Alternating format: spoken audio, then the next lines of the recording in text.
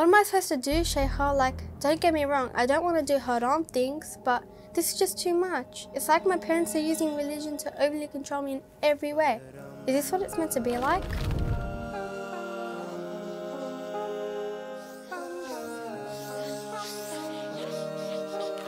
I literally feel like I'm choking at home. Look, I can really understand where you're coming from. I think, though, it's very important for us to realise that a lot of parents, they really worry about their daughters, and especially in these times we're living in. You know, they become quite overly cautious about what their daughter's doing. But I just also want to just remind you not to let that sort of become a barrier between you and your parents. Like, I'm sure that, you know, your parents are only doing this out of concern, and often it can be their own background that's causing them to, you know, deal with you in this overly cautious way. And ultimately, it's only coming from a place of love.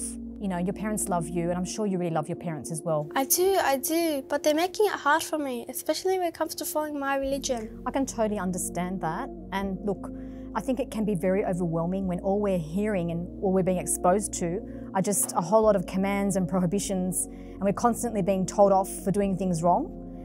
But I think, on the other hand, it's really important that we don't start to associate our deen with rigidness, because that's actually not what Islam came with. And you know, if you look at the way that Allah subhanahu wa ta'ala described about the Prophet sallallahu alaihi wasallam in the Quran, like where he says, وَلَوْ كُنْتَ فَضًّا غَلِيظَ الْقَلْبِ لَانْفَضُّوا مِنْ حَوْلِكَ.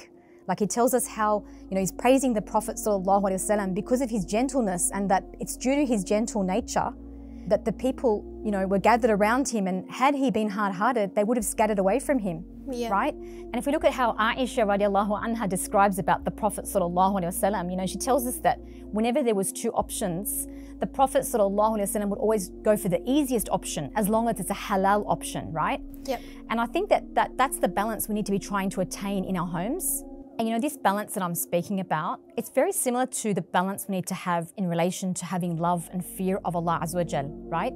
Because if you only have ever been taught about having fear of Allah subhanahu wa ta'ala, very often you won't have that real feeling of love for Allah subhanahu wa ta'ala. So balance here is really the key. And that's where I think it's really important that your parents do look around for lots of halal alternatives for you. I mean, there's so many other things that we can do to replace, you know, anything we feel like we're missing out on. So look, my advice would probably be to you, you know, just to have that quiet chat with your parents, you know, tell them how much you love them, tell them how much you understand why they're worried about you, but, you know, that they can trust you, you know, validate their concerns, but just emphasize how much they are able to trust you, inshallah, and that, you know, ask them to look for those halal alternatives for you. And I just really hope that this will ease this problem for you, inshallah. Thank you so much, Sheikha. That advice really helped. You're more than welcome, anytime, inshallah.